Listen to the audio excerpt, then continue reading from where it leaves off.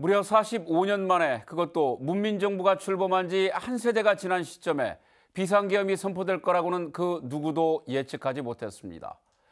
다행히 야권과 국민들의 신속한 대처로 계엄은 해제됐고 대통령에 대한 탄핵소추안이 통과됐으며 관련자들에 대한 내란 혐의 수사가 진행되고 있습니다. 공은 이제 헌법재판소로 넘어갔지만 한밤중에 무장 군인들을 국회로 난입시킨 정권과 대통령을 비호하는 여당에 대한 국민들의 분노는 여전합니다. 나라는 혼란스럽고 국정은 예측하기 어렵고 민생은 신음하고 있습니다. 오늘 시사토크에서는 탄핵 이후 전국 방향과 과제에 대해 이야기를 나눠보겠습니다. 화면 왼쪽부터 이원택 국회의원, 이창엽 참여자치전북시민연대 사무처장, 그리고 홍석빈 우석대학교 교양대학 교수 세 분과 함께합니다. 네, 어서 오세요. 안녕하십니까. 반갑습니다. 네, 지난 12월 3일 많이들 놀라셨을 텐데 대한민국 역사에 아주 큰 오점으로 기록될 것 같습니다. 윤석열 대통령이 당시 계엄 선포에 대한 여러 가지 이유를 댔는데 계엄의 배경 어떻게 보시는지 궁금합니다. 네, 이원택 의원님부터 말씀해 주시죠. 저는 이제 윤석열 정부가 들어선 지 3년 차인데 경제와 민생에서도 사실 파탄지경에 이르렀고 또 국민적 지지율도 지난번 총선을 통해서 확인이 됐고 이런 상황에서 사실 김건희의 비리 의혹, 또 명태균 게이트의 비리 의혹이 사실 눈앞에 와 있는 상황에서 자기 집단 김건희와 윤석열의 어떤 이익을 위해서 계엄을 선택했다고 보고 있고요. 다만 여기서 또 하나 중요한 건 사실 3월부터 준비했다 또는 작년부터 준비했다는 것이 있습니다. 그래서 명태균 게이트 전부터 사실 준비했다는 건데 이건 윤석열의 어떤 민주주의적 가치관 또는 윤석열의 포악한 성격과 연관되어 있다고 저는 보고 있습니다. 그래서 이런 것이 배경으로 사실 이번 12.3 계엄이 나오지 않았는가 이렇게 보고 있습니다. 예, 처장님. 지금까지 생각해도 윤석열 그가 왜 계엄령을 선포했는지 그가 밝힌 이유가 저는 전혀 이해가 가지 않아요. 지금까지도 아무리 돌이켜봐도 그가 말한 종북 세력을 척결해야 되고 자유 대한민국을 수호하겠다고 하는데 과연 그런가? 우리 나라가 그들에 의해서 잘못되어 가고 있는가? 저는 그렇지 않다고 보고 있거든요. 현실 인식부터 이미 국민과 전혀 다른 인식을 윤석열은 갖고 있었다. 저렇게 보고 있고요. 그 배경을 조금 짐작하자면 그동안 계속적으로 그 국정을 잘못 운영하는 바람에 지지율이 급전직하했었습니다. 그 당시에. 그래서 대통령으로서의 윤석열이 아니라 대한민국의 군주 또는 왕으로서의 윤석열이라고 본인이 생각한 건 아닌가. 그러니까 현실 인식에 굉장한 그 오류가 있다고 보고요. 그리고 이제 그 전에 이제 그 기자들 간담회에서 어떤 기자가 그 사과가 어떤 누구에 대한 무엇을 위한 사과냐라고 질문했을 때 되레 화를 냈었거든요. 국민이 다 보는 앞에서 그런 화를 낸다는 것 자체가 이미 그에게는 국민이 없었고 오로지 자기 본인 자신과 그리고 지금 위협받고 있는 그의 부인 김건희밖에 없었을 것이다 라는 짐작은 해볼 수 있겠습니다. 교수님. 무엇보다도 가장 큰 원인은 윤석열 대통령 본인의 국정 운영 능력에 의구심을 갖기 시작한 국민들과 그리고 국민의힘 자체의 문제 제기에서부터 시작이 됐다고 보는데요. 특별히 우리가 알다시피 지금 현 정권 들어서 임기 반환점을 돌았음에도 불구하고 경제, 사회, 국방, 대외 환경 모든 게 다 어렵지 않습니까? 이렇게 국정의 어떤 실적이 없는 가운데에서 본인의 그 부인 김건희 여사와 관련된 다양한 그동안의 그 의혹들이 있었지 않습니까? 도이치모터스 주가 조작 개입이라든가 양평 관련한 고속도로 개발 의혹이라든가 또 김 여사의 개인 학력이나 경력 위조 등 굉장히 그 의혹이 많은 가운데서 이런 부분들을 어떻게든 국민의힘 여당의 도움을 받아가지고 막아오고 있다가 최근에는 정치 브로커 명태균 씨에 의해서 여러 가지 대선 때부터 있었던 의혹들이 폭로되면서 이제 부인을 넘어서 본인까지 어떤 정치적인 압박, 어떤 위험이 다가옴을 느끼면서 어떻게든 이 전국을 타파하기 위해서 국민의힘 내부의 결속이 필요했는데 예. 오히려 김건희 특검법 2차 때 4표가 일종의 이탈표가 나왔지 않습니까? 곧 이제 12월 10일에 당시에 지난 12월 10일에 예정됐었던 3차 특검법을 앞두고 국민의힘 내부에서도 한동훈 전 대표가 국민의 눈높이에 맞는 그 진행이 필요하다 이런 것들을 함에 따라 가지고 한동훈 대표의 어떤 당 대표 사퇴를 공식 요구할 정도로 예. 강력한 그 용산 대통령실의 그 요구 사항이 있었습니다. 결국은 자기 부인을 넘어서 그다음에 본인까지 위협해오고 있는 여러 정치적인 압박 상황 속에서 정상적인 판단 능력을 상실하고 그 주변의 극단적인 세력의 추동에 의해서 이렇게 역사에 남을 5점 그리고 정말로 중요한 한국 경제가 되게 위기에 처해 있는데 이렇게 국가를 파탄에 이르게 하는 포브스지에서는 이번 계엄 사태를 통해 가지고 우리 5천만 국민이 두고두고 빚을 갚아야 될 그런 위기다라고 말씀하지 않습니까? 그래서 참 안타까운 상황입니다. 예. 계엄령이 선포된 당일날 뭐 영화에서나 봤던 그런 일들이 실제로 벌어졌습니다. 이제 이원택 의원님께서도 당일 아주 급하게 국회로 들어가셨다는 그 얘기를 들었는데 당시 상황 간단하게 좀 설명을 해주시죠. 예, 제가 한 10시 35분 정도 지지자로부터 계엄이 떨어졌다는 문자를 받았습니다. 예. 사실 이거 가짜 뉴스로 생각을 했는데 평상시 같으면 잠을 잤을 텐데 혹시 몰라서 인터넷으로 봤더니 계엄이었습니다. 저 깜짝 놀랐습니다. 그래서 본능적으로 국회 본회의장을 가서 사수해야겠다 생각해서 옷 갈아입고 나갔습니다. 예. 나가면서 이제 본회의장까지 가면서 가족들한테 대피하라고 혹시 기존에 집에 있지 말라고 전화하고 예. 왜냐하면 국회의원들은 체포 구금 격리입니다. 예. 계엄이 떨어지면 일본 아니겠습니까? 예. 그리고 그 가족들도 대상인 거고 그래서 예. 그렇게 연락을 하고 본회의 색강 쪽으로 해서 이제 후문으로 들어가는데 제가 들어가는 찰나에 경찰 병력이 깔리더라고요. 저는 그래도 들어가서 있었고요. 우리 원내대표단이랑 해서 이제 우리 농해수의 의원님들 30분 안에 다 어떤 수단과 방법을 가리지 않고 들어오도록 이제 연락을 하고 체크하고 또 어느 쪽으로 들어오는 것이 월담하기가 좋은 건지 이런 거 정보를 주고 받으면서 민주당 의원들을 좀 소집을 했던 거고요. 그러고 좀 지나니까 이제 헬기가 도착했다. 계엄군이 진입하고 있다. 또 로텐도울까지 진입했다. 이런 것을 본회의장 안에서 인터넷을 통해서 속보를 보는 겁니다. 그래서 이제 우리나라 대한민국의 민주주의는 끝났구나. 암흑기에 접어들겠구나. 그리고 여기 있는 국회의원들이 체포, 구금, 격리돼서 어디론가 다 실려가겠구나. 이런 생각을 좀 했었고요. 아주 긴장되는 상황이었습니다. 그러나 계엄 해지 결의를 이제 해냈는데 사실 그럼에도 불구하고 저는 계엄군이 철수 안 할 거라고 봤습니다. 네. 그러나 예. 의외로 계엄군이 철수하면서 왜 이런 일이 발생했을까 하고 추가로 언론 방송을 보니 우리 군이 민주적인 소양을 갖고 있었다는 걸 알게 됐습니다. 정말 이 자리를 위해서 다시 한번 우리 군에게 감사의 마음을 좀 전하고 싶다는 말씀 드립니다. 정말 아마 그 시간이 우리 대한민국의 천국과 지옥 그 양극단에 있었다고 봅니다. 아마 우리 대한민국이 그 문이 열렸다면 지금 이곳도 아마 계엄군이 장악을 하고 있을 거고 우리 전라북도 도청도 계엄군이 장악을 했을 거고 그렇죠. 14개 시군도 계엄군 주의하에 행정이 처리됐을 거다 이렇게 보고 있습니다. 알겠습니다.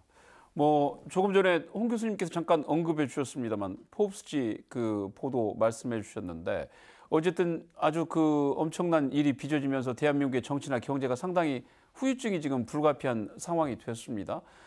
이번 일이 이제 굉장히 큰 비용을 우리가 이제 치러야 할 텐데 어떤 문제들이 있다고 보시는지 좀 설명해 주시죠. 정치적으로는 우선 영국의 유명 그 시사주간지인 이코노미스트에서 대한민국 정치가 1948년으로 후퇴할 뻔했다라는 표현을 썼습니다. 다행히 국민들의 노력과 관계자들의 여러 가지 저항을 통해 가지고 이 어려운 사태는 극복하고 있다고 보여지고요. 경제적으로가 참 더 큰 문제가 되겠습니다. 최근에 한국은행에서 우리나라의 잠재 성장률이 조만간 10년 내 1% 미만으로 떨어질 것이다라고 하고 있고, 우리가 또 저출생 고령화 사회에서 굉장히 어려운 상황에 처해 있지 않습니까?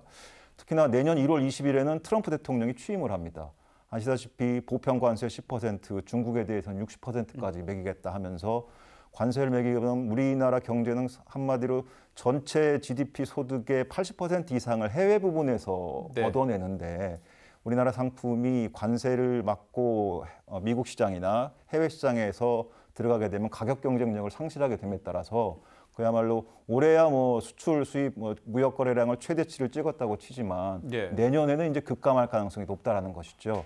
우리나라 경제 성장률의 소비 부분과 투자 부분과 해외 부분, 즉 수출입 부분이 있는데, 해외 부분이 미치는 영향력이 거의 80%에 해당합니다. 따라서 이렇게 어려운 상황 하에서 이 정치적으로 이런 어려운 상황이 처해짐에 따라 가지고 한국 경제의 이 복원, 새로운 리바운딩 이런 것들 자체가 무산될 굉장히 큰 위험에 처해 있다 보고요.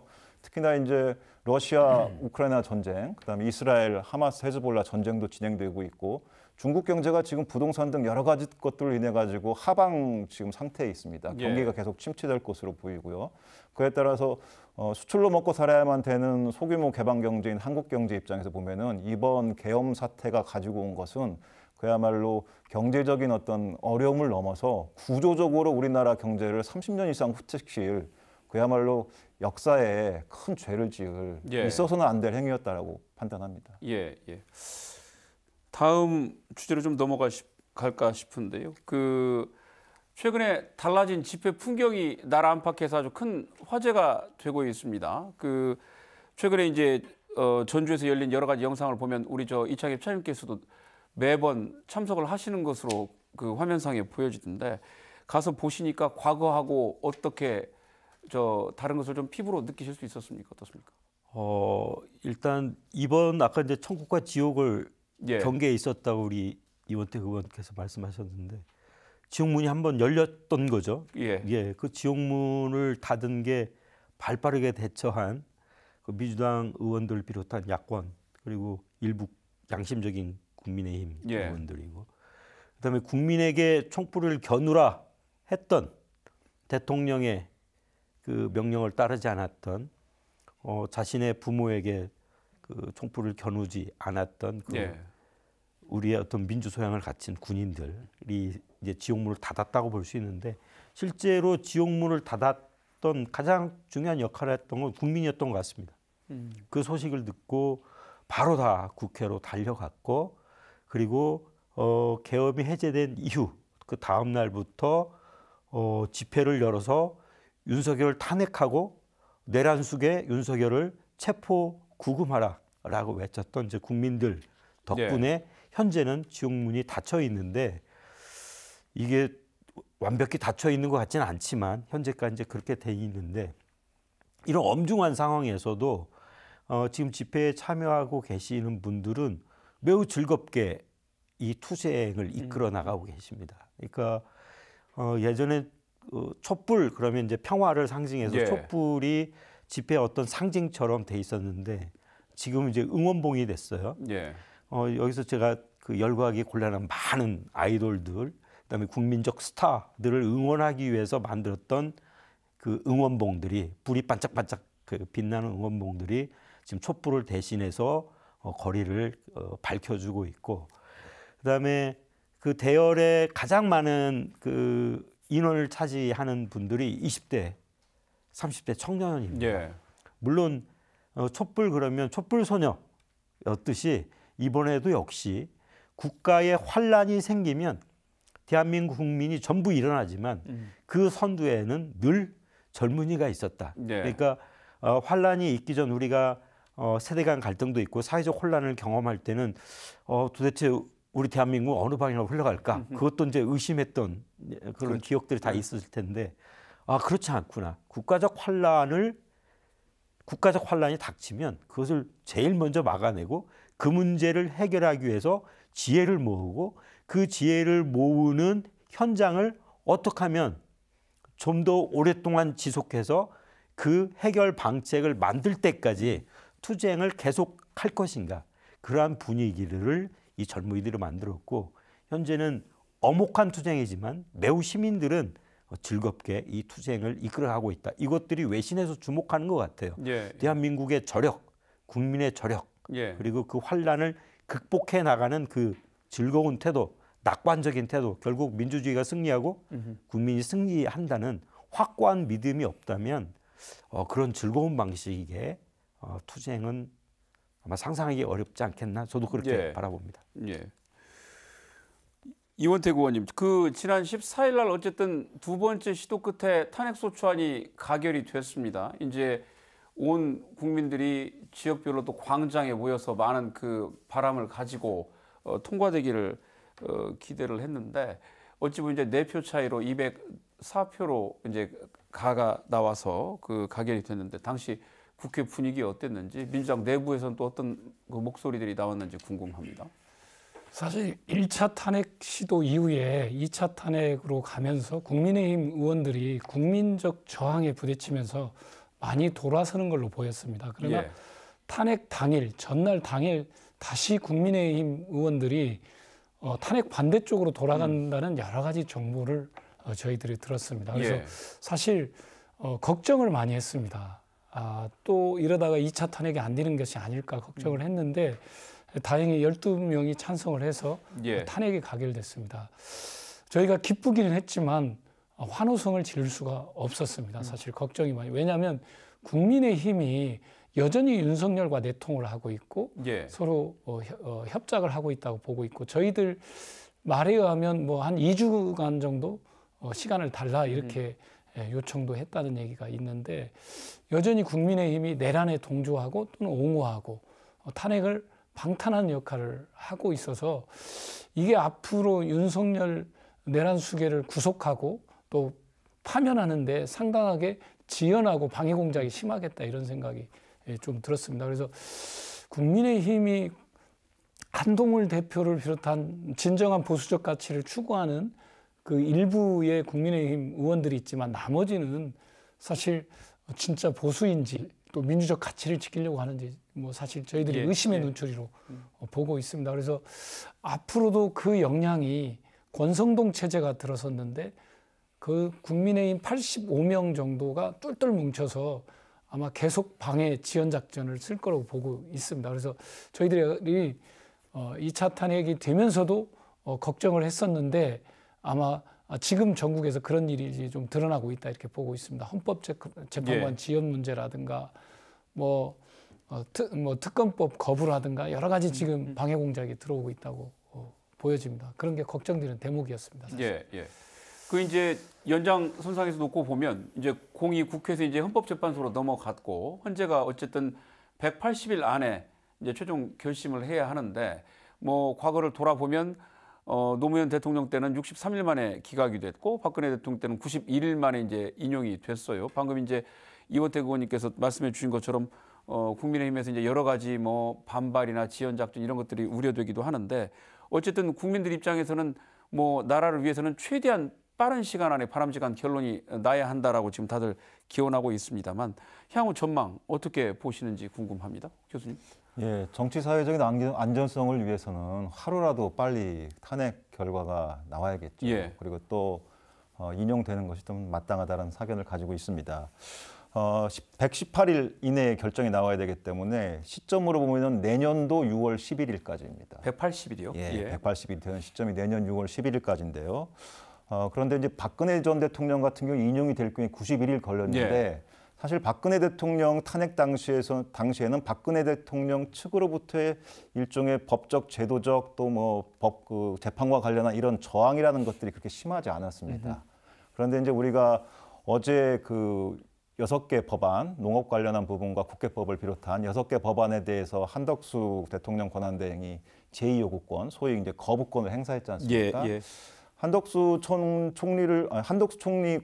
대통령 권한대행을 포함해서 본인들 스스로가 이번 계엄 사태에 그 한 가운데 있었던 일종의 주도 세력 내지는 동조 세력이기 때문에 이들도 자신들의 안위를 위해서 여러 가지 이런 법적인 차원에서 또는 국무회의나 향후 진행되어야 될 헌법재판관 지금 현재 9명이 있어야 되는데 현직으로서는 6명 있지 않습니까? 국회 추천목 3명이 곧 임명이 돼야 될 텐데 민주당에서 2명 추천하고 있고 국민의힘에서 1명 추천하고 있습니다. 예. 이런 헌법재판관 임명에 관한 어떤 지연 작전 이런 것들이 좀 예상이 되고요. 더더군다나 저는 사실 한 일주일 전만 하더라도 개인적으로는 상당히 빠른 시간 내에 헌재 탄핵 절차가 진행될 것으로 기대를 했는데 어제 거부권 행사의 모습과 그리고 더 나아가서 이제 그 앞으로 있을 그 여러 가지 그 법적인 대응을 지금 대통령실에서 준비를 하고 최근에는 지금 구체적으로 그 변호인단도 꾸리고 있지 않습니까? 예. 이런 조직적인 대응이 있다고 치면 당시에 일방적으로 좀 끌려간 듯이 보였던 박근혜 전 대통령 탄핵 때보다도 어떻게 보면 더 길어질 수도 있겠다. 그래서 90여일 정도가 아니라 예. 그야말로 내년도 6월 달까지도 갈 수 있겠다라는 이런 상황도 배제할 수 없지 않을까 이렇게 생각하고 있습니다. 예, 예. 예. 처장님 어떻게 보세요? 그러니까 예단하기가 어려워서 굉장히 저 스스로는 굉장히 좀 굉장히 어려운 심정입니다. 예. 그러니까 현재 국민의 뜻을 따르자면 당장이라도 이렇게 결론을 내리는 게 맞죠. 그리고 국민들 모두가 TV를 시청하면서 그 내란의 현장을 다들 똑똑히 목격했으니까요. 예. 근데 아니라고 하는 국힘의원들이 있고 그분들은 TV도 시청하지 않고 물론 이제 국회 주변에 있지 않고 당사에 있었으니까 그럴 수 있겠습니다만 현재는 모든 민의가 총력을 다해서 헌재가 빨리 결론을 내리도록 압박을 가하는 수밖에 없다. 여전히 민주주의를 바로 세우고 나라를 환란으로부터 구해낸 것은 국민이었기 때문에 예. 이 나라의 주권자, 이 나라의 주인이 그 문제를 해결하기 위해서 광장에 좀 더 많이 나오셔서 좀 더 목소리를 높이시고 그래서 헌재가 국민의 뜻을 받아들이는 것만이 이 문제를 해결하는 방법일 것 같고요. 아까 이제 한덕수 총리 말씀하셨는데 저는 기본적으로 한덕수 총리를 신뢰하지 않습니다.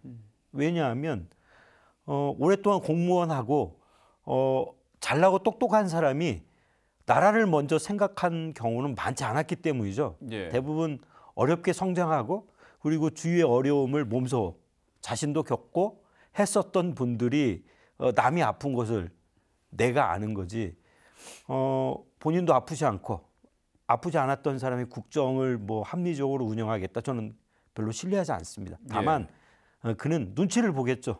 어느 쪽이 좀 더 힘이 센가. 예. 아직도 구속되지 않고 있는 윤석열이가 더 힘이 센지 아니면 이 광장에 모여 있는 시민들의 목소리가 힘이 센지 그것을 아마 저울질하고 있을 것이다. 그래서 저는 한덕수 총리에게 그걸 얘기하고 싶어요. 민의에 따라라. 윤석열에 따르지 말고 예. 민의에 따라라. 저는 그 얘기를 하고 싶고요. 예단할 수 없어서 답답합니다. 예. 알겠습니다. 예. 의원님 어떻게 보세요?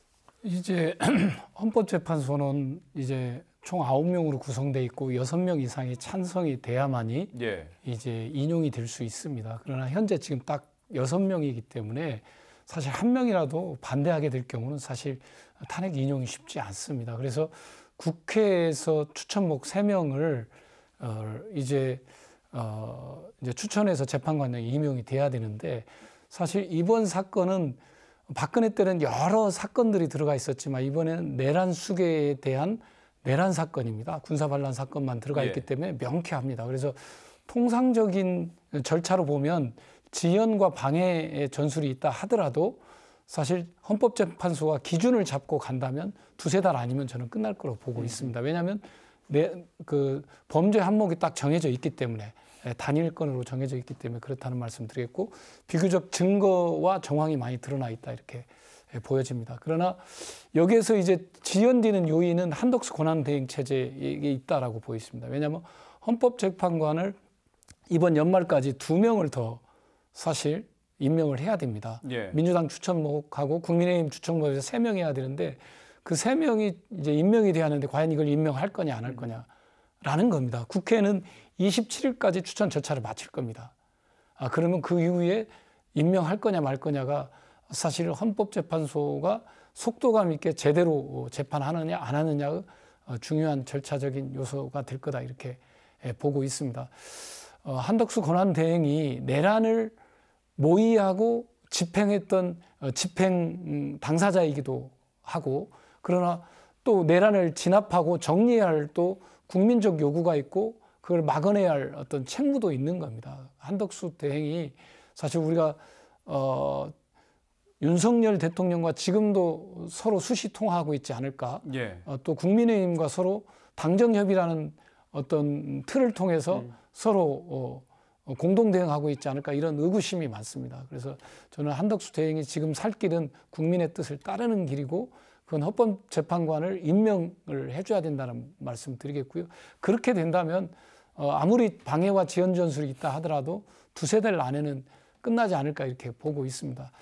또 하나 중요한 건 내란 특검입니다. 내란 일반 특검을 한덕수 총리 권한대행이 예를 든다면 공포하느냐 안 하느냐가 제일 중요합니다. 왜냐하면 지금 검찰과 공수처, 경찰 쪽에서 공수 보내서 지금 수사를 진행하고 있는데, 최종적인 것은 이걸 총괄해서 끌고 가는 게 특검입니다. 예. 이 특검이 임명됐을 때 윤석열의 어떤 구속, 그 다음에 그 가담자들의 실체와 구속, 형사적 책임을 물을 수 있는 핵심적 관건이 되는 건데, 이것도 올 12월 31일까지 고심하겠다고 그런 거거든요. 예. 이 두 가지에 따라서 사실 이제 헌법재판소의 재판이 영향을 받을 거다, 저희는 보고 있습니다. 그래서 이 연말에 한덕수 권한대행의 어떤 국민적 요구와 압박이 저는 필요하다고 보고 있고요. 또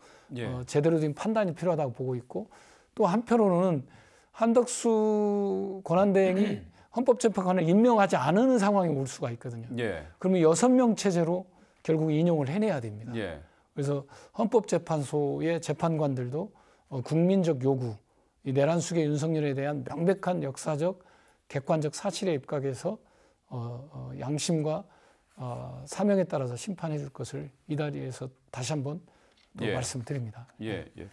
뭐 그 관련 말씀이 쭉 언급이 됐습니다만, 홍석빈 교수님은 이 헌법재판소 지금 세 자리 비어 있는 문제 어떻게 전망하시는지요? 예, 우리는 이 헌법 111조에 보면은 헌법재판소는 입법부에서 3명, 그다음에 행정부인 대통령이 3명, 그리고 사법부인 대법원장이 3명 이렇게 임명을 되어 있는데, 예. 지금 현직에 있는 헌법재판소장 외에 추가로 돼야 될 그 헌법재판관 3명은 모두 다 입법부에서 추천해야 될 상황이거든요. 예. 그런데 지금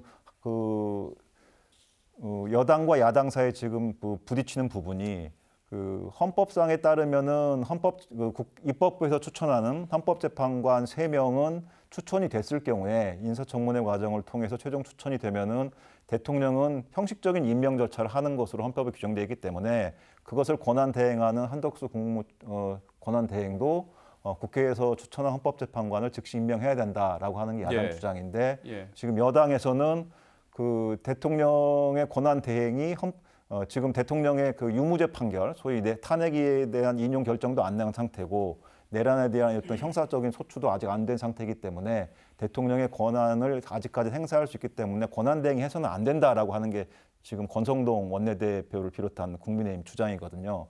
그런데 대다수의 헌법학자도 그렇고 제 생각에도 이 헌법에 있는 헌법재판관의 임명은 각 삼권 분립 체제에 따라서 국회의 몫은 국회에서 추천하면 임명하는 예. 것입니다. 대통령이 해야 될 것은 그냥 형식적인 절차일 뿐이지 그거에 대해서 거부할 여지는 없다라고 보는 것이거든요. 예. 따라서 빨리 이런 부분들이 진행될 수 있도록 노력하는 예. 것이 굉장히 필요하다 이렇게 봅니다. 예.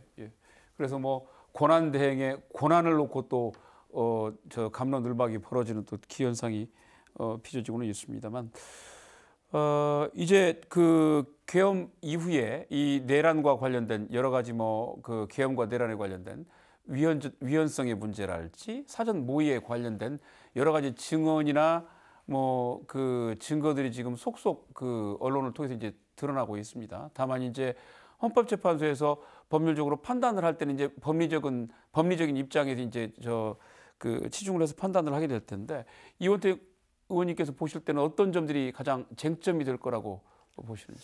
이제 계엄법에 보면 이제 비상계엄, 경비계엄이 아니라 비상계엄을 발휘할 예. 때는 전시거나 사변에 준하는 상황이어야 되거든요. 예. 근데 지금 그 어떤 정치권도 12월 3일 비상계엄을 발동할 때 우리 대한민국이 전시 상태이거나 사변이 일어나지 않았다는 겁니다. 이 두 가지 요건이 충족됐을 때 비상계엄을 할 수가 있거든요. 이 요건이 충족되지 않는다는 말씀 드리는 거고요.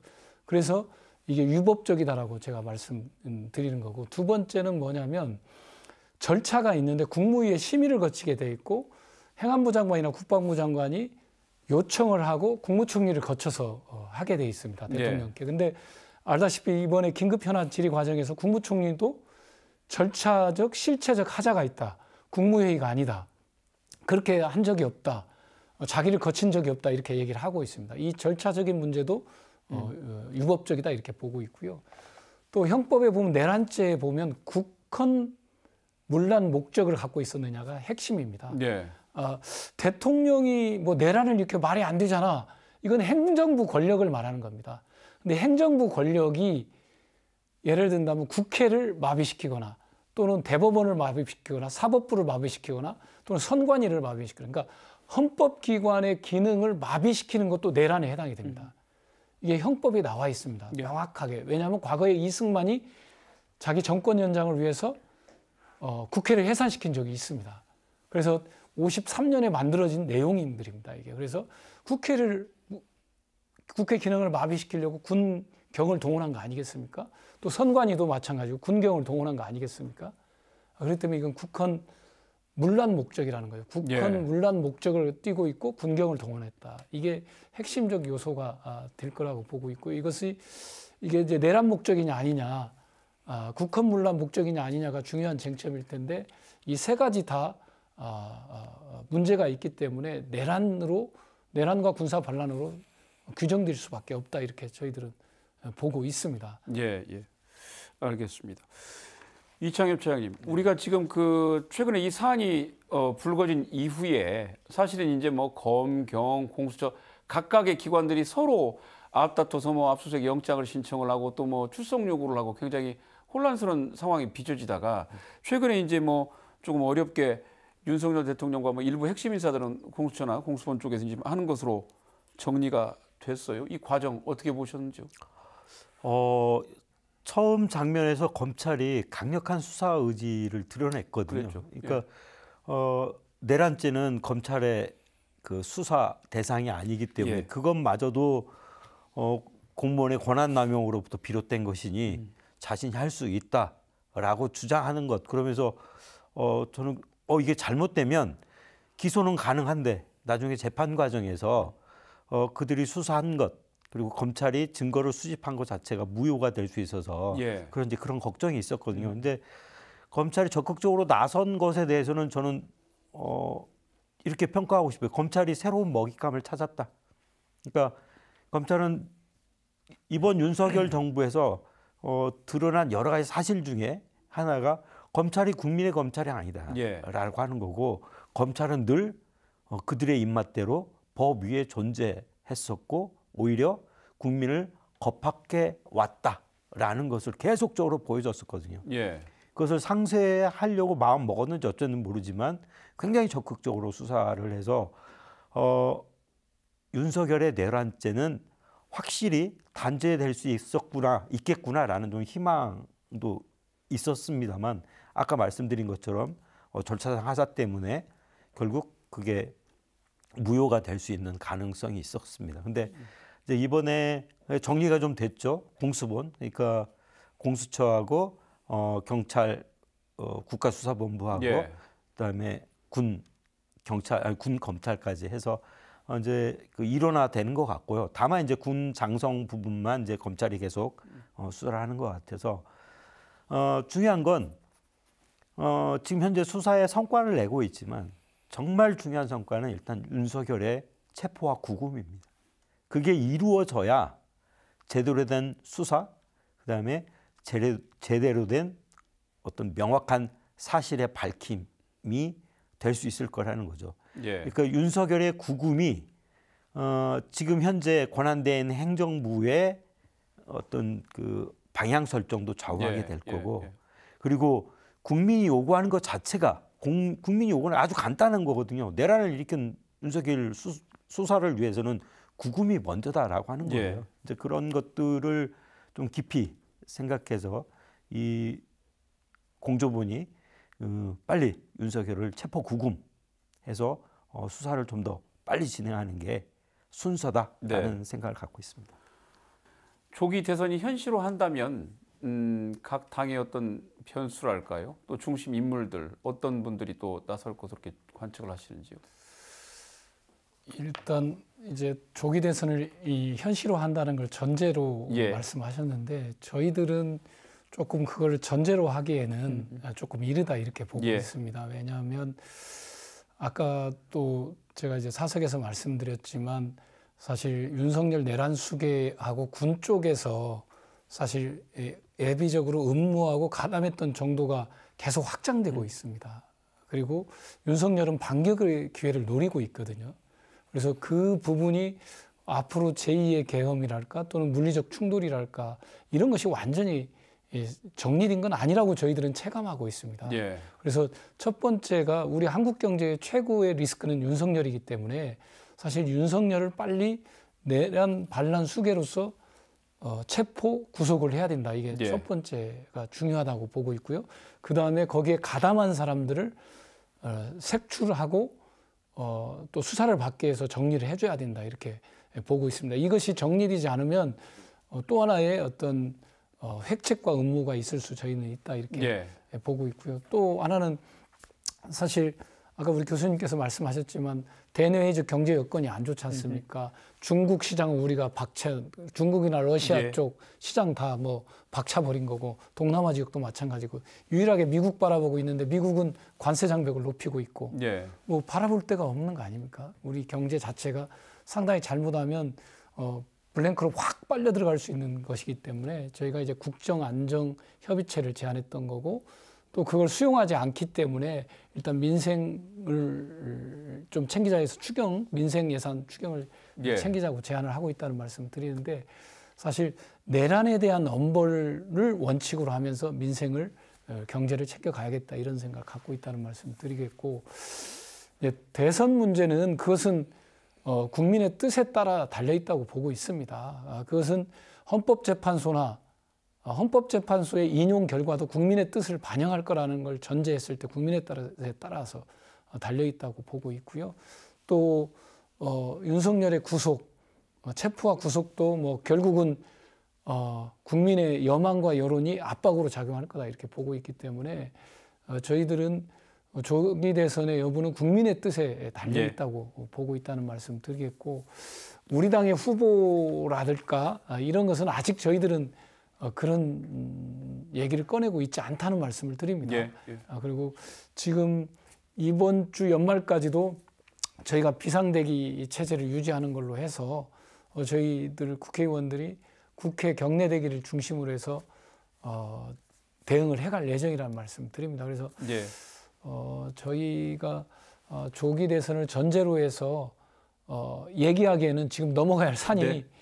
좀 너무 크다 이렇게 말씀드립니다. 알겠습니다. 잠깐 드리면 이제 우리 이원택 의원은 이제 그렇게 말씀을 하셨지만 이제 그렇게 말씀하신 입장은 한번 이해는 갑니다만은 사실 이 재선이라는 문제를 놓고 봤을 때 정치인들의 촉수는 굉장히 민감할 수밖에 없거든요. 우리가 아무리 그래도 이런 상황하에서 잠룡주자를 비롯해서 이미 또 오랫동안 대선을 준비해왔던 정치인들은 어떤 식으로든 이제 세력화 조직화를 할 것이고요. 지금 뭐 밖에 있다가 들어온 사람도 있고 또 다시 뒤로 물러섰다가 나오려고 하는 사람들도 있고 다양하지 않습니까? 그런 것들이 이제 앞으로 좀 그 시간이 지나면서 윤곽이 드러날 것으로 판단합니다. 예.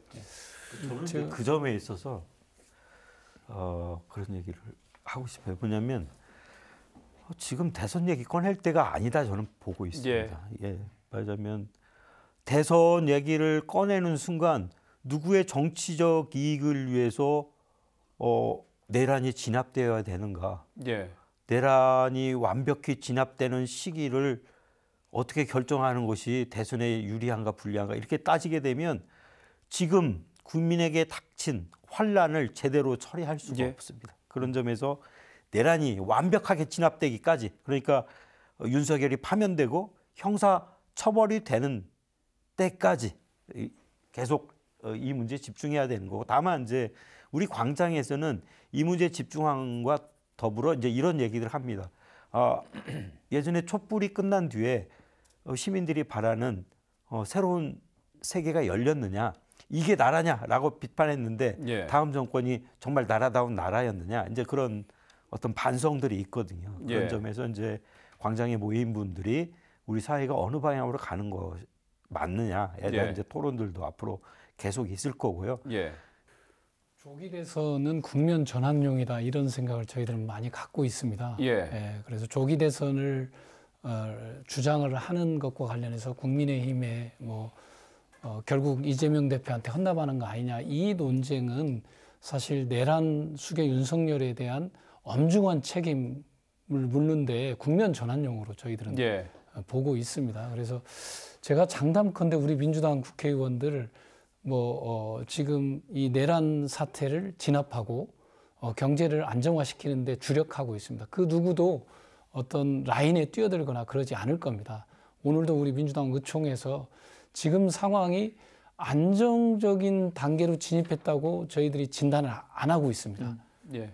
최종적으로 안정적 상황으로 진입했다라고 하는 것을 우리가 지켜봐야 된다고 했기 때문에 우리가 비상대기 체제를 유지하는 겁니다. 그래서 저희는 이 내란 사태에 대한 수습과 또 혹시 우리 국가의 경제와 민생이 파탄나지 않도록 하는데 일단 전념해 가겠다는 말씀을 드리겠고요.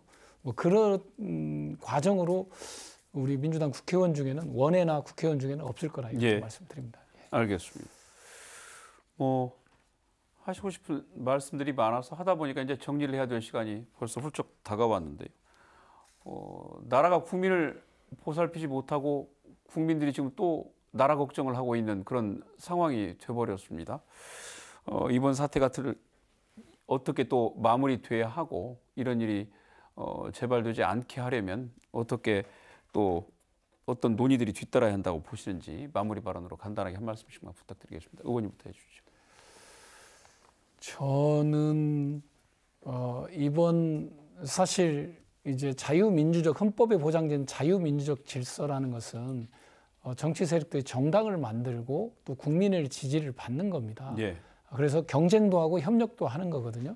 그리고 대선에서 지면 정권이 교체되는 거고 또 총선에서 이기면 또 다수당이 되는 거고 이 평화적인 교체 절차를 인정하는 겁니다. 수용하고 그러는 건데 이걸 부정하고 사실 왕정 독재를 만들겠다는 게 이번 비상계엄의 핵심 고리다 이렇게 보고 있습니다. 예. 그래서 우리 민주주의가 성장을 했지만 역시 우리 민주주의의 위험이 도사리고 있다 이렇게 보고 있습니다. 그래서 앞으로 이런 시도가 다시는 일어나지 않도록 발본생활을 해야 된다고 봅니다. 윤석열의 구속과 파면이 절대적으로 중요하고 예. 거기 가담자들에 대한 발본색원이 대단히 중요하다 이런 말씀 드리겠고요.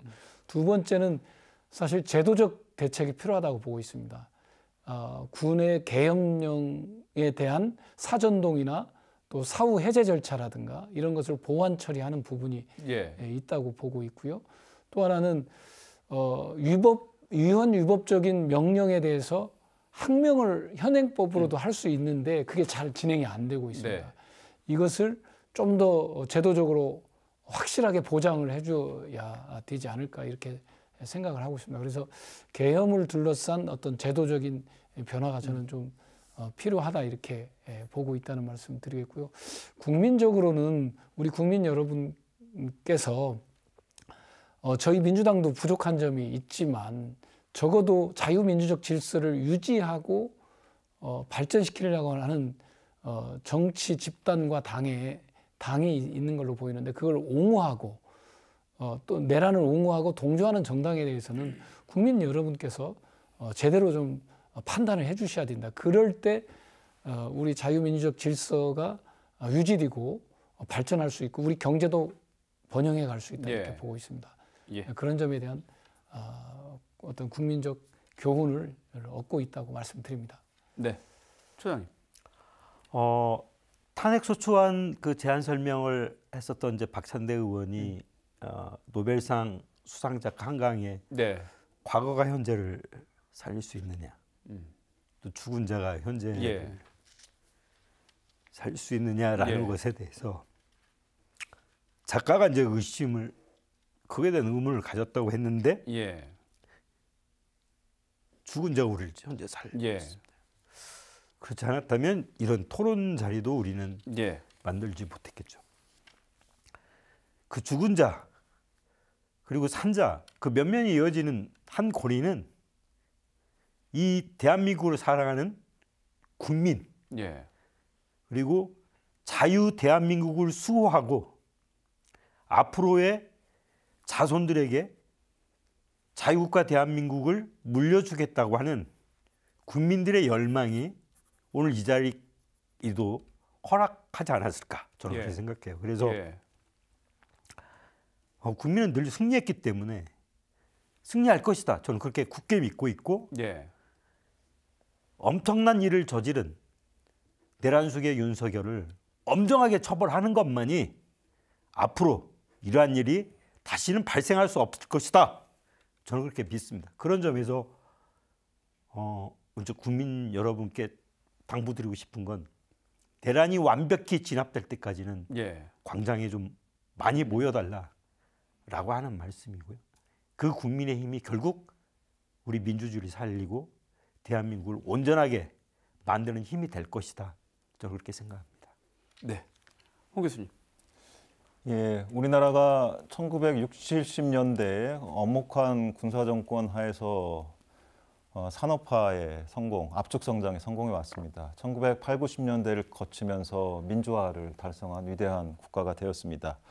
21세기 들어서 지금 소위 4차 산업혁명, 디지털 대전환의 시대를 우리가 맞고 있고요. 소위 그 패러다임이 이동하는, 그 판이 이동하는 세상에 지금 우리가 살고 있습니다. 무엇보다도 제도적으로는 이번에 우리가 굉장히 어려운 과정을 국가가 또 국민이 겪고 있습니다만은 어두운 면만을 볼 것이 아니라 이번 계기를 통해서 한 단계 도약하는 밝은 면도 좀 볼 필요가 있겠다라는 생각이 듭니다. 향후 어떤 정치적인 일정이 우리 앞에 있을지 모를지언정 이제는 1987년 이제 6공화국 체제 헌법 하에서 37년이 지났습니다. 2024년이고요. 현실을 반영한 또 미래를 담는 새로운 개헌안이 마련돼서 7공화국 체제로 넘어가야지만 되는 게 아닌가라는 생각을 갖고 있습니다. 그럴 때 더더욱 중요한 게 물론 한국 경제의 재도약도 중요하지만 두 바퀴 자전거 또는 쌍두마차를 봤을 때 정치와 경제가 함께 가야 된다고 봅니다.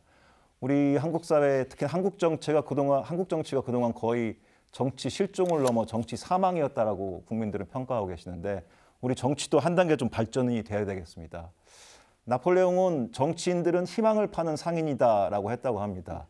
과연 우리 정치권과 정치 지도자들이 그동안 지난 40여 년간 민주화 시대를 거쳐오면서 국민들한테 희망을 파는 정치를 해왔느냐, 좌절과 절망만 팔아오지 않았느냐에 대해서 맹성하고 이번 계기를 통해서 소위 AI로 얘기되는 디지털 사회 그리고 한국 사회의 재도약을 위해서 반전 또는 어떤 전환점의 계기로 삼는 그러한 소중한 모멘텀이 됐으면 하는 바람이 있습니다.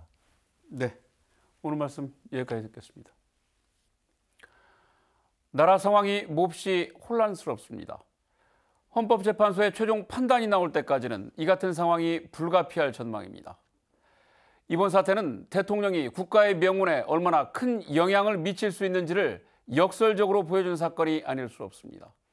그만큼 지도자는 신중하게 가리고 또 가려 뽑아야 한다는 사실을 국민들에게 일깨워준 것이 그나마 이번 계엄과 탄핵 사태가 남긴 유일한 교훈입니다. 오늘 순서 여기서 마칩니다. 함께해 주신 여러분 고맙습니다.